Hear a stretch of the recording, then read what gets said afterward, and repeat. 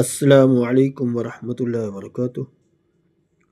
جی میرے بہنوں اور بھائیوں، یہ جو آپ سامنے نقش دیکھ رہے ہیں، یہ نقش قرآن مجید کی آیت کا نقش ہے۔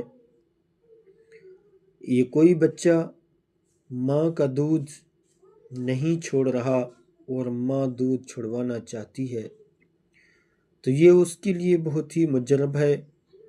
یہ صبح سویر جیسے یہ سورج نکلے پہلے ہی گھنٹے میں یہ لکھنا ہے اور اس بچے کو پلانا ہے۔ اس نقش کے نیچے یہ ایک نیچے آیت لکھی ہوئی ہے، میں آپ کو پڑھ کے سناتا ہوں۔ بسم اللہ الرحمن الرحیم۔